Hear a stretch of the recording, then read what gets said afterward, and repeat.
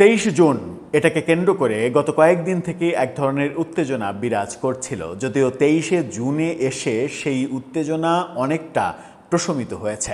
এই 23 জুনেই প্রধানমন্ত্রীর তথ্য উপদেষ্টা ডাক্তার জাহেদ তিনি তথ্য অধিদপ্তরে সাংবাদিক সম্মেলনে বলেছেন, আওয়ামী লীগের ফিরে আসার কিংবা আওয়ামী লীগের বড় কোনো ঘটনা ঘটানোর কোনো শক্তি সামর্থ্য নেই, সাধ্য নেই, এরকম মন্তব্য তিনি করেছেন। একদিন আগেই আমরা দেখেছি স্বরাষ্ট্রমন্ত্রীর মন্তব্য, তিনি বলছেন আওয়ামী লীগ বলে কোনো দল এই মুহূর্তে নেই। এত কথার মাঝেও তাহলে প্রশ্ন এসেছে, বারবার প্রশ্ন আসছে, সেটা হচ্ছে যে আওয়ামী লীগকে প্রতিহত করার জন্য এত আয়োজন কেন?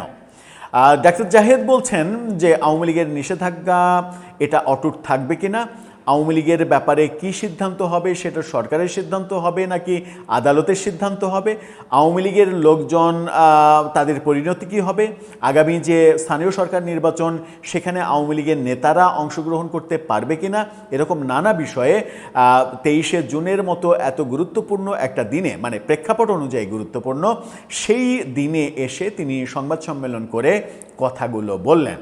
ডাক্তার জাহিদ একটু বেশি রাজনৈতিক ব্যাপারে বোধহয় সম্পৃক্ত হয়ে যাচ্ছেন একজন অরাজনৈতিক ব্যক্তি হিসেবে। সরকারের তথ্য মানে প্রধানমন্ত্রীর তথ্য উপদেষ্টা, প্রধানমন্ত্রীর তথ্য উপদেষ্টার কি সরকারের মুখপাত্র হওয়ার কথা? আমার মনে হয় যে হওয়ার কথা নয়। সরকারের মুখপাত্র হওয়ার কথা তথ্যমন্ত্রীর, কিন্তু প্রধানমন্ত্রীর তথ্য উপদেষ্টাকে এক ধরনের মুখপাত্র বানিয়ে দেয়া হয়েছে।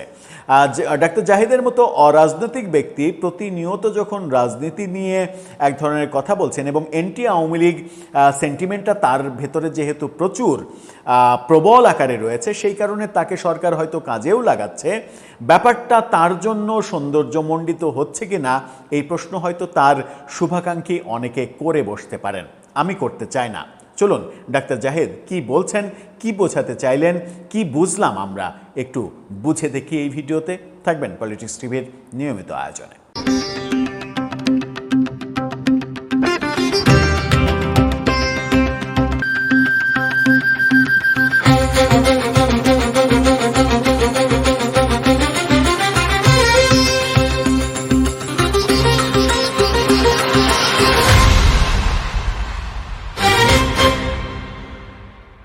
দর্শক, বলছিলাম আওয়ামী লীগের নিষেধাজ্ঞা কতদিন থাকবে, আওয়ামী লীগ কি নিষিদ্ধ অবস্থায়ই থাকবে কিনা, নির্বাহী আদেশ তুলে নেওয়া হবে কিনা, নাকি ঘটনাটা আদালতে যাবে, সেই ব্যাপারে কথা বলেছেন ডাক্তার জাহেদ। এবং সেই ব্যাপারে কথা বলতে গিয়ে তিনি আদালতের দিকে বলটা ঠেলে দিয়েছেন। এই যে বলটা ঠেলে দেয়া, এই ঠেলে দেয়াটা সরকারের সেফ জোনে থাকা কিনা সেই প্রশ্ন তো আসবেই। কি বলছেন তিনি? নিউজ 24-এর এই শিরোনামটা দেখে নিন। তিনি বলছেন আওয়ামী লীগ নিষিদ্ধের বিষয়ে সিদ্ধান্ত দেবে আদালত। ডাক্তার জাহেদ, আদালত সিদ্ধান্ত কিভাবে দেবে? আওয়ামী লীগের বিরুদ্ধে তো কোনো মামলা হয়নি এখন পর্যন্ত। আওয়ামী লীগকে দল হিসেবে অকার্যকর করা কিংবা নিষিদ্ধ করা এই ধরনের কোনো মামলা অভিযোগ আদালতে হয়নি। তাহলে আদালত কিভাবে সিদ্ধান্ত দেবে? নাকি সরকার প্রস্তুতি নিচ্ছে আওয়ামী লীগ নিষিদ্ধের জন্য আদালতে মামলা করার? সেটা একটা বড় প্রশ্ন। তার এই কথা শুনে মনে হতেও পারে যে সরকার সেরকম প্রস্তুতির দিকেই যাচ্ছে। তিনি কি বলছেন? প্রধানমন্ত্রীর তথ্য সম্প্রচার উপদেষ্টা তিনি বলছেন আওয়ামী লীগের বিষয়ে সিদ্ধান্ত দেবেন আন্তর্জাতিক অপরাধ ট্রাইব্যুনাল। তিনি বলছেন যে আওয়ামী লীগ একটা নিষিদ্ধ ঘোষিত দল। নিষিদ্ধ ঘোষিত কথাটা আসলে ঠিক না। আমরা যদি টেকনিক্যালি বলি আওয়ামী লীগ দলটা নিষিদ্ধ হবে কি হবে না এটা পরিষ্কার করা দরকার। সেটা নির্ধারিত হবে আদালতে, আন্তর্জাতিক অপরাধ ট্রাইব্যুনালে। তারা মানবতাবিরোধী অপরাধে যুক্ত ছিল কি ছিল না সেটা বিচারের পর নির্ধারিত হবে। তিনি বলেন তাদের কার্যক্রম নিষিদ্ধ থাকবে সন্ত্রাস বিরোধী আইনের অধীনে। ভালো কথা, মানে সরকার আওয়ামী লীগের নিষেধাজ্ঞা তুলবে না। এই দল যদি মাঠে কোনো কর্মসূচি নিয়ে নামতে চায় সেটা আইন ভঙ্গকারী কার্যক্রম হবে, সরকার সেটার ব্যবস্থা নেবে। রাজনৈতিক দলগুলোর আসলে ওখানে করার কিছু নেই। তারা প্রতীকী কারণে হয়তো মাঠে আছেন। তিনি বলছেন যে তারা প্রতীকী কারণে হয়তো মাঠে আছেন, বলছেন অনেক কিছু করে ফেলবেন। আমি মনে করি না আওয়ামী লীগের কিছু করার নৈতিক সাহস আছে। তিনি বলছেন আওয়ামী লীগের কিছু করার সাহস নেই। একটা কিছু করতে গেলে নৈতিক সাহস লাগে। আমরা বলি না, চোরের মায়ের বড় গলা। সবার ডিমেনশিয়া হবে মানে সবাই সব কিছু ভুলে যাবে আর কি। তারপর আওয়ামী লীগ বড় গলায় কথা বলতে পারবে, এর আগে আমার মনে হয় না তাদের নৈতিক সেই সাহস হবে। অর্থাৎ আওয়ামী লীগের এই মুহূর্তে সাহসই নেই কোনো কথা বলা কিংবা কোনো কার্যক্রম করা, কোনো পদক্ষেপ নেওয়া, কোনো ধরনের কোনো বিপদ তৈরি করার। অর্থাৎ আওয়ামী লীগকে একেবারেই শক্তিহীন ভাবছেন। আওয়ামী লীগকে যখন শক্তিহীন ভাবছেন কিংবা স্বরাষ্ট্রমন্ত্রী যখন বলছেন আওয়ামী লীগ বলে কোনো দল এক্সিস্টই করে না, ঠিক সেই সময় আমরা দেখছি আওয়ামী লীগকে ঠেকাতে সেনাবাহিনীকে নামাতে হচ্ছে একটা গণতান্ত্রিক সরকার, নির্বাচিত সরকারকে। এখানেই দ্বিচারিতা আমরা দেখছি। সরকারের স্বরাষ্ট্র মন্ত্রণালয় সিদ্ধান্ত নিচ্ছে সেনাবাহিনী নামানো হবে আওয়ামী লীগকে ঠেকানোর কারণে, ঠেকানোর জন্য। আবার সেই স্বরাষ্ট্র মন্ত্রণালয়ের চিফ কিংবা তথ্য উপদেষ্টা তিনি বলছেন যে আওয়ামী লীগের কোনো আসলে শক্তি নেই কিংবা আওয়ামী লীগ দলই এক্সিস্ট করে না। আমার মনে হয় যে এই খাপছাড়া কথা বলা থেকে তাদের একটু বেরিয়ে আসলে সেটা আরও বেশি সুন্দর হবে। তিনি বলেন আওয়ামী লীগ একটি মাফিয়া দল। খুবই ভালো কথা, এটা তো বলতেই পারেন। এই দলটি গণতান্ত্রিক দলের সব প্যারামিটার অতিক্রম করেছে।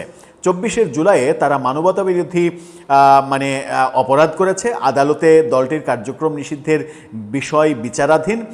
দল হিসেবে তাদের বিচার হওয়া উচিত। তিনি মনে করছেন বিচার হওয়া উচিত।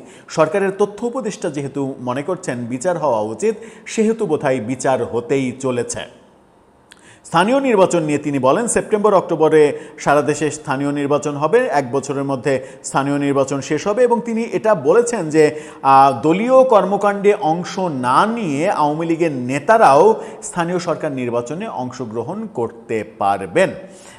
এই কথা তিনি বলেছেন। এবং তিনি যখন বলছেন যে আওয়ামী লীগ একটা মাফিয়া দল, এটা দল ওটা দল, এই কথাগুলো যখন বলছেন, তখন আমরা কদিন আগেই তাকে দিল্লি বিমানবন্দরে ভারতের ইন্টেলিজেন্স তাকে আটকে দিল, 2 ঘন্টারও বেশি সময় তাকে আটকে রেখে জিজ্ঞাসাবাদ করলো। এই ঘটনাগুলো আমরা দেখেছি এবং সেই ঘটনার প্রেক্ষাপটে ভারতের সাংবাদিকের মাধ্যমে আমরা খবর হতে দেখেছি যে মূলত তিনি ভারতের ব্ল্যাক লিস্টে আছেন। তার ইউটিউব কন্টেন্ট এবং বিভিন্ন টক শোয়ে বক্তব্যের কারণে সেই বক্তব্যটা হচ্ছে ভারত বিরোধী বক্তব্য, যেখানে একটা ভিডিও সামাজিক যোগাযোগ মাধ্যমে ছড়িয়ে পড়েছে যেখানে তিনি বলছেন যে ভারত আসলে একটা ছ্যাঁচড়া দেশ। ছ্যাঁচড়া বলাই ভালো, এটা আসলে একটা ছ্যাঁচড়া দেশ। তো একটা দেশ সম্পর্কে যখন এরকম শব্দ ব্যবহার করবেন তখন সেই দেশ তাকে কালো তালিকাভুক্ত করলে আসলে কিছু বলার থাকবে না হয়তো সরকারের। ডাক্তার জাহেদ মাঝে মাঝে এরকম কিছু শব্দ ব্যবহার করেন যে শব্দটা হয়তো একটু বেশি অতিরিক্ত হয়ে যায়। যে বিএনপি আদর্শ লালন করে, বহুদলীয় গণতন্ত্রের আদর্শ, সেই বিএনপির সরকারের প্রধানমন্ত্রীর একজন তথ্য উপদেষ্টা তিনি হরদম বলে যাচ্ছেন আওয়ামী লীগের বিচার করতে হবে এবং আওয়ামী লীগকে নিষিদ্ধ প্রক্রিয়ার মধ্যে রাখার কথাই বলছেন, যেটা বিএনপির দলীয় আদর্শ নয়। বিএনপির দলীয় আদর্শের সঙ্গে সাংঘর্ষিক অবস্থানে থাকেন এমন একজন ব্যক্তিকে বাইরে থেকে হায়ার করে এনে যখন সরকারের কর্মকাণ্ডে ঢোকানো হয় এবং তাকে সরকারের স্পোকম্যান বানানো হয়, তখন কিন্তু সেটা বিএনপির জন্য হিতে বিপরীত হতে পারে, সেটা বিএনপির জন্য অনেক বেশি বিব্রতকর হতে পারে। কারণ এই ছ্যাঁচড়া দেশ, ভারত আসলে একটা ছ্যাঁচড়া দেশ। এই যে বক্তব্যগুলো, এই বক্তব্যগুলোর জন্য কিন্তু বিএনপি সরকারের অনেকখানি সম্মানহানি হয়েছে যখন ভারত তাদের দেশে প্রবেশের আগে আটকে দিয়েছিল বিমানবন্দরে। দর্শক, আপনার কি মনে হয় শব্দ চয়নের ক্ষেত্রে সরকারে যারা আছেন তাদের আরও বেশি সাবধানী, কৌশলী হওয়া উচিত, নাকি যেভাবে চলছে র্যান্ডম সেভাবেই চলুক? আপনার মতামত জানিয়ে লিখতে পারেন আমাদের কমেন্ট বক্সে।